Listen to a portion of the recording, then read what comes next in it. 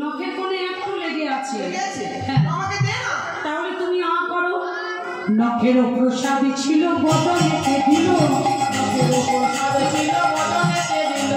প্রসাদ দিয়ে ভোলানাথে নাচিতে লাগিল, নাচে আমার ভোলা,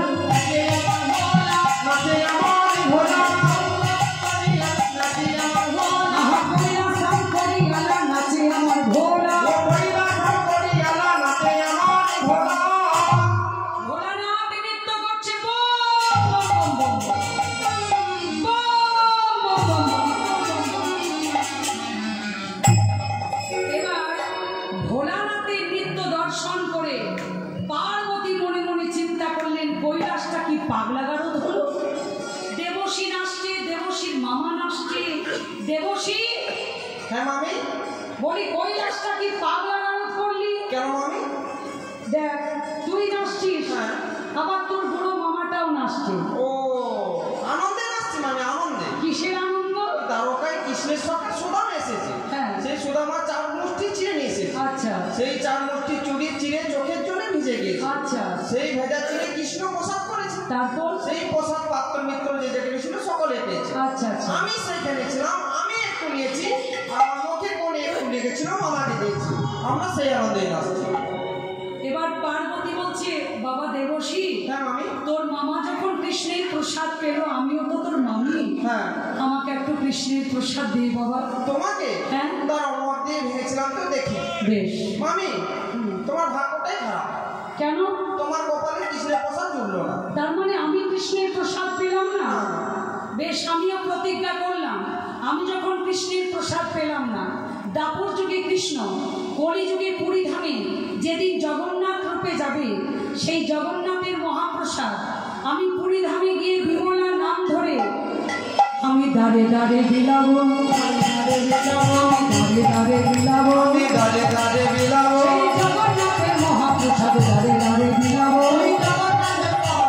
বিমলা নাম ধরে,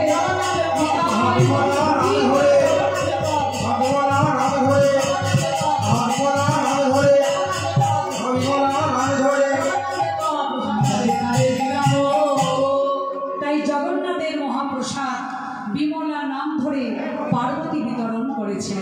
মায়েরা, এখনো সেই প্রথা পুরীতে কিন্তু প্রচলন রয়েছে, জগন্নাথের মহাপ্রসাদ আজও কিন্তু বিতরণ করা হয়। এবার সুদামা বলছে, কানাই, তোর কাছে আজ আমার অনেকগুলো দিন আসা হয়ে গেছে, এবার কিন্তু আমি আসছি। সে কি রে, এর মধ্যেই চলে যাবি?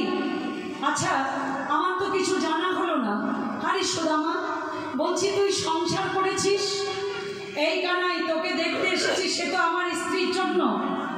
বলছি, আরে সুদামা, মনের মতো তোর স্ত্রী হয়েছে?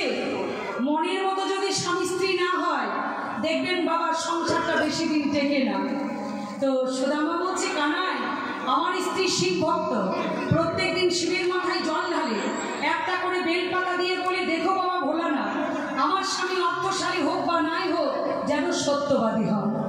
তাই আরে তোর বিয়ে দে সুদামা, আমাকে তো একবার বলতে পারতিস, একবার নিমন্ত্রণ করা তোর উচিত ছিল না?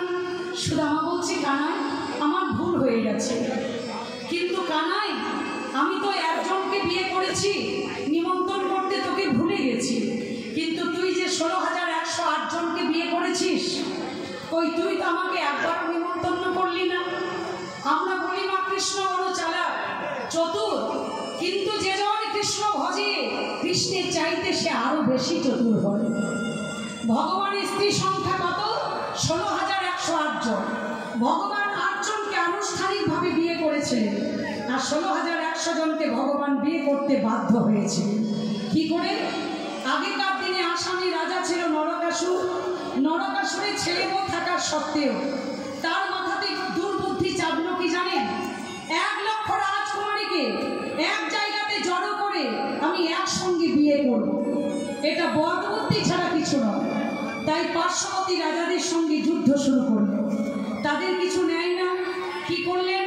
রাজকুমারীদেরকে চুরি করে জেলখানায় বন্দি করে রাখলেন। হলো কতজন?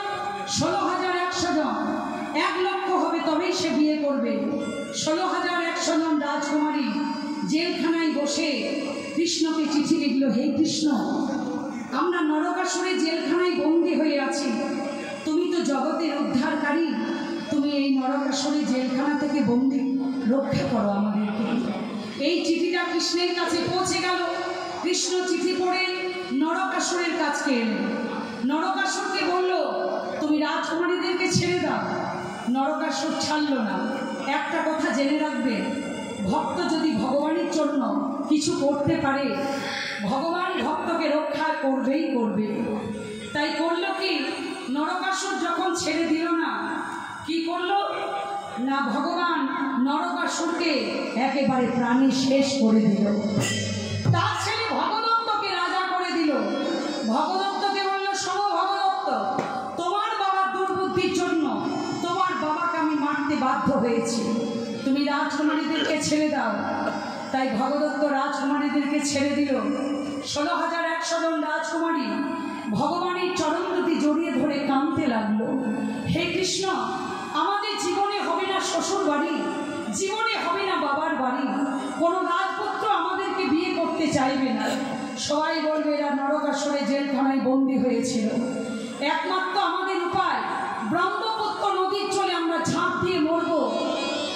ভগবান বললেন, কি তোমরা আত্মহত্যা করবে? আত্মহত্যা করা মহাপাপ, তোমাদেরকে আত্মহত্যা করার দরকার নেই, তোমাদের প্রত্যেকে নিজের স্ত্রী মর্যাদা দিয়ে আমি দ্বারকাতে নিয়ে যাব। ভগবান 16,100 জনকে বিয়ে করতে বাধ্য হলেন, আর 8 জনকে ভগবান আনুষ্ঠানিকভাবে বিয়ে করেছিলেন। তাহলে ভগবানের স্ত্রী সংখ্যা 16,108 জন। তা এবার কৃষ্ণ চতুরে শিরোমণি বলছে, এই সুদামা, একবার যদি কেউ ভুল করে লোকে সেটাকে ভুল বলে, 1000বার যদি লোকে ভুল করে লোকে সেটাকেও ভুল বলে, তুইও ভুল করেছিস, আমিও ভুল করেছি, প্রসঙ্গটা বাদ দিয়ে দে। সুদামা বলল, কানান, আর আমাকে আটকে রাখিস না, এবার আমি আসি।